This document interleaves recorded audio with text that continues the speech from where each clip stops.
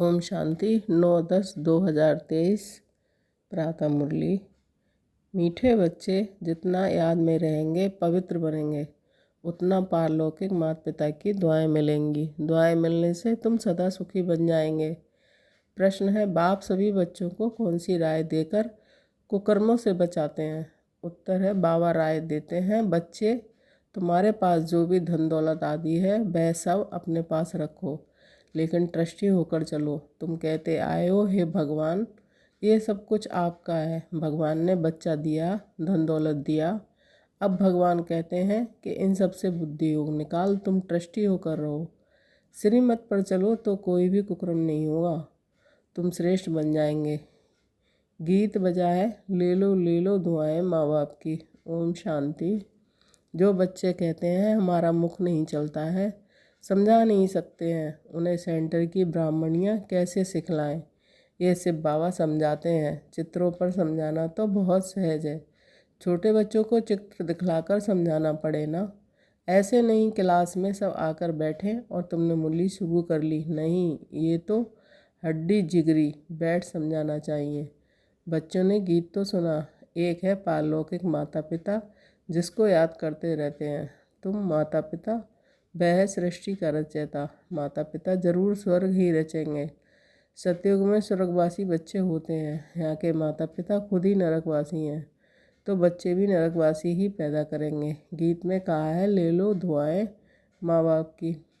तुम जानते हो इस समय के माँ बाप तो दुआएं नहीं देते, स्वर्गवासी दुआ करते हैं, तो दुआ फिर आधा कल्प चलती है, फिर आधा कल्प बाद श्रापित हो जाते हैं। खुद भी पतित बनते तो बच्चों को भी बनाते हैं। उसे आशीर्वाद तो नहीं कहेंगे, श्राप देते देते भारतवासी श्रापित हो गए। कितना दुख ही दुख है, इसलिए माता पिता को याद करते हैं। अभी वह माता पिता दुआएं कर रहे हैं, पढ़ाकर पतित से पावन बना रहे हैं। यहाँ आसुरी संप्रदाय रावण राज, वहाँ है देवी संप्रदाय राम राज। रावण का राज जन्म भी भारत में है। शिव बाबा जिसको राम कहते हैं उनका जन्म भी भारत में है। तुम जब वाम मार्ग में जाते हो तो भारत में रावण राज शुरू होता है, तो भारत को ही राम परमपिता परमात्मा आकर पतित से पावन बनाते हैं। रावण आते हैं तो मनुष्य पतित बनते हैं। गाते भी हैं, राम गयो रावण गयो, जिनको बहु परिवार है। राम का परिवार तो बहुत छोटा है और सब धर्म खत्म हो जाते हैं, सबका विनाश हो जाता है, बाकी तुम देवी देवताएं रहेंगे। तुम अभी जो ब्राह्मण बने हो वही ट्रांसफ़र होंगे सतयुग में, तो अब तुमको माँ बाप की दुआएं मिल रही हैं। माँ बाप तुमको स्वर्ग का मालिक बनाते हैं, वहाँ तो सुख ही सुख है। इस समय कलयुग में है दुख, सभी धर्म दुखी हैं। अभी कलयुग के बाद फिर सतयुग होना है। कलयुग में कितने ढेर मनुष्य हैं, सतयुग में तो इतने मनुष्य नहीं होंगे जितने ब्राह्मण होंगे, वही फिर वहाँ देवता बनेंगे। ये भी त्रेता तक वृद्धि को पाते रहेंगे। कहते हैं क्राइस्ट से 3000 वर्ष पहले सतयुग था, बिफोर क्राइस्ट और आफ्टर क्राइस्ट। सतयुग में तो एक भी धर्म है, एक ही राज्य है, वहाँ मनुष्य भी थोड़े होंगे, सिर्फ भारत होगा और कोई धर्म नहीं होगा। सिर्फ सूर्यवंशी ही होंगे, चंद्रवंशी भी नहीं होंगे। सूर्यवंशी को भगवान भगवती कह सकते हैं क्योंकि वे संपूर्ण हैं। तुम बच्चे जानते हो पतित पावन तो एक परमपिता परमात्मा ही है। चक्र के चित्र की तरफ इशारा देखो, बाप ऊपर में बैठे हैं, ये ब्रह्मा द्वारा स्थापना करा रहे हैं। अभी तुम पढ़ रहे हो, जब इन देवताओं का राज्य रहता है तब और कोई धर्म नहीं रहता, फिर आधा कल्प बाद वृद्धि होती जाती है। ऊपर से आत्माएं आती जाती हैं, वर्ण बदलते जाते हैं, जीव आत्माएं बढ़ती जाती हैं।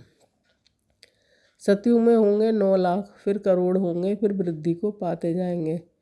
सतयुग में भारत श्रेष्ठाचारी था, अभी भ्रष्टाचारी है। ऐसे नहीं सब धर्म वाले श्रेष्ठाचारी बन जाएंगे। कितने ढेर मनुष्य हैं, यहाँ भी भ्रष्टाचारी से श्रेष्ठाचारी बनने में कितनी मेहनत लगती है। घड़ी घड़ी श्रेष्ठाचारी बनते बनते फिर विकार में जाएं, भ्रष्टाचारी बन पड़ते हैं। बाप कहते हैं मैं आया हूँ तुमको काले से गोरा बनाने, तुम घड़ी घड़ी फिर गिर पड़ते हो। बेहद का बाप तो सीधी बात बतलाते हैं, कहते हैं ये क्या कुल कलंकित बनते हो, काला मुँह करते हो।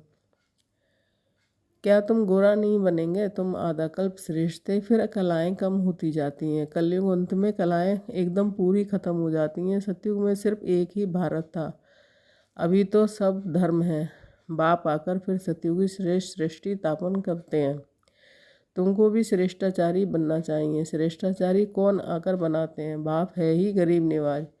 पैसे की बात नहीं है, बेहद के बाप के पास श्रेष्ठ बनने आते हैं तो लोग भी कहते हैं कि तुम यहाँ क्यों जाते हो, कितने विघ्न डालते हैं। तुम जानते हो कि इस रुद्र ज्ञान यज्ञ में असुरों के विघ्न बहुत पड़ते हैं, अबलाओं पर अत्याचार होते हैं। फिर स्त्रियां भी बहुत तंग करती हैं, बेकार के लिए शादी करते हैं। अब बाप कामचिता से उतार ज्ञान चिता पर बिठाते हैं।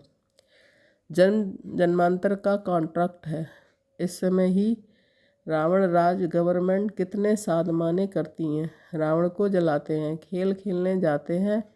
अब ये रावण कहाँ से आया? रावण का जन्म हुए 2500 वर्ष हुए हैं। रावण ने सबको शोक वाटिका में बिठा दिया है। सब दुखी ही दुखी हैं। राम राज में अब सुखी ही सुखी होते हैं। अभी है कलयुग का अंत, विनाश सामने खड़ा है। इतने करोड़ों मनुष्य मरेंगे तो जरूर लड़ाई लगेगी ना। सरसों मुआफिक सब पिस जाएंगे। अब देखते हैं तैयारियां हो रही हैं। बाप स्वर्ग की स्थापना कर रहे हैं। ये ज्ञान और कोई भी दे ना सके, ये ज्ञान बाप ही आकर देते हैं और पतित को पावन बनाते हैं। सदगति करने वाला एक ही बाप है। सतयुग में है ही सदगति। वहाँ गुरु से त्रिकालदर्शी बनते हो। सतयुग में लक्ष्मी नारायण में ये ज्ञान बिल्कुल नहीं होगा, तो फिर परंपरा से ये ज्ञान कहाँ से आया? अभी है कलयुग का अंत। बाप कहते हैं तुम मुझे याद करो। स्वर्ग की राजधानी स्थापन करने वाले बाप और बरसे को याद करो।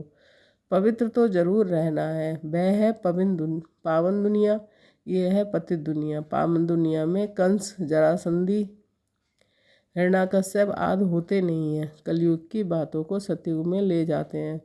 शिव बाबा आए हैं कलयुग के अंत में। आज शिव बाबा आए हैं, कल श्री कृष्ण आएगा, तो शिव बाबा और श्री कृष्ण के पाठ को मिला दिया है। शिव भगवान वाज, उनके द्वारा पढ़कर श्री कृष्ण की आत्मा ये पद पाती है। उन्होंने भूल से गीता में श्री कृष्ण का नाम डाल दिया है। ये भूल फिर भी होगी। मनुष्य भ्रष्टाचारी बने तब तो बाप आकर श्रेष्ठाचारी बनाए। श्रेष्ठाचारी ही 84 जन्म पूरे कर फिर भ्रष्टाचारी बनते हैं। इस चक्र पर समझाना तो बहुत सहज है। झाड़ में भी दिखाया हुआ है। नीचे तुम राजयोग की तपस्या कर रहे हो, ऊपर लक्ष्मी नारायण का राज्य खड़ा है। अभी तुम थुर में बैठे हो, फाउंडेशन लग रहा है। तुम जानते हो कि सूर्यवंशी कुल वैकुंठ में जाएंगे। राम राज्य को वैकुंठ नहीं कहा जाता है, वैकुंठ श्री कृष्ण के राज्य को ही कहा जाता है। अभी तो तुम्हारे पास बहुत आएंगे। एग्जीबिशन आदि में तुम्हारा नाम वाला होगा। एक दो को देखकर वृद्धि को पाएंगे। बाप आकर ये सब बातें समझाते हैं। चित्रों पर किसको समझाना बहुत सहज है। सतयुग की स्थापना भगवान आकर ही करते हैं और आते हैं पतित दुनिया में, सामने से गोरा बनाते हैं। तुम श्री कृष्ण की राजधानी वंशावली भी हो, प्रजा भी हो। बाप अच्छी रीति समझाते हैं। निराकार से बाबा आत्माओं को बैठ समझाते हैं कि आप मुझे याद करो। यह है रूहानी यात्रा। हे आत्माएं, तुम अपने शांति धाम निर्वाण धाम को याद करो तो स्वर्ग का बरसा मिलेगा। अभी तुम संगम पर बैठे हो। बाप कहते हैं मुझे और बरसे को याद करो तो तुम यहाँ स्वर्ग में आ जाएंगे। जो जितना याद करेंगे और पवित्र रहेंगे उतना उच्च पद मिलेगा। तुमको एक कितनी बड़ी दुआएं मिल रही हैं। धनवान भव, पुत्रवान भव, आयुष्मान भव।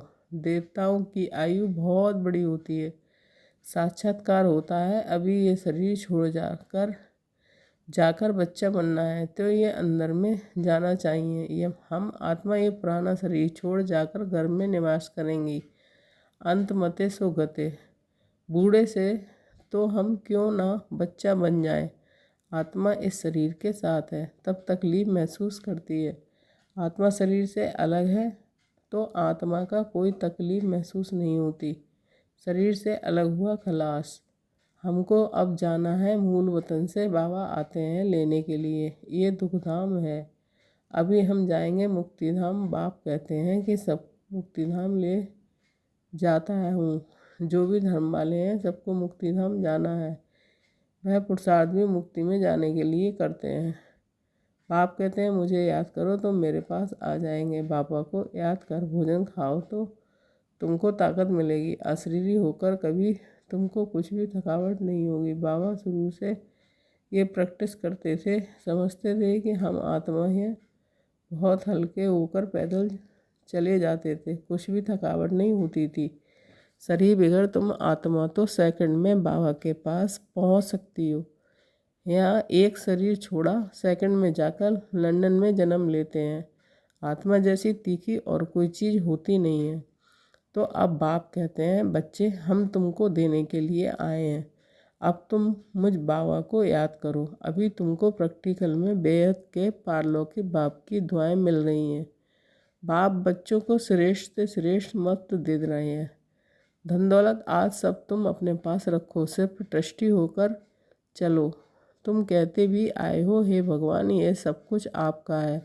भगवान ने बच्चा दिया, भगवान ने ये धन दौलत दिया। अच्छा, फिर भगवान आकर कहते हैं कि इन सब से बुद्धि को निकाल, तुम ट्रस्टी होकर चलो, श्रीमत पर चलो। तो बाप को मालूम पड़ेगा तुम कोई कुकर्म नहीं करते हो। श्रीमत पर चलने से तुम श्रेष्ठ बनेंगे, आश्रीमत पर चलने से तुम भ्रष्ट बने हो। आधा कल्प तुमको भ्रष्ट बनने में लगा है। 16 कला से फिर 14 कला बनते हो, फिर धीरे धीरे कलाएं कम हो जाती हैं, तो इसमें टाइम लगता है ना। अच्छा, मीठे मीठे सिकीले बच्चों के प्रति माता पिता बाप दादा का याद प्यार। Good morning. रूहानी बाप की रूहानी बच्चों को नमस्ते। धारणा के लिए मुख्य सार। चलते चलते अशरीरी बनने का अभ्यास करना है। भोजन एक बाप की याद में खाना है। सेकंड पॉइंट, माता पिता की दुआएं लेनी है, ट्रस्टी होकर रहना है, कोई भी कुकर्म नहीं करना है। वरदान, अनासक्त बल लौकिक को संतुष्ट करते हुए भी ईश्वर कमाई जमा करने वाले राजयुक्त भव।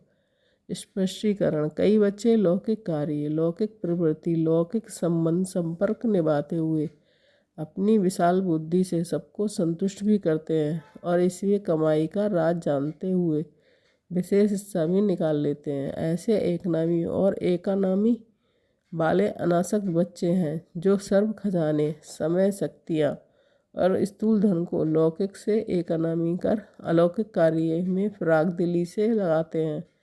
ऐसे युक्तियुक्त राजयुक्त बच्चों ही महिमा योग हैं। स्लोगन, स्मृति स्वरूप बनकर हर कर्म करने वाले ही प्रकाश स्तंभ लाइट हाउस बनते हैं। ओम शांति।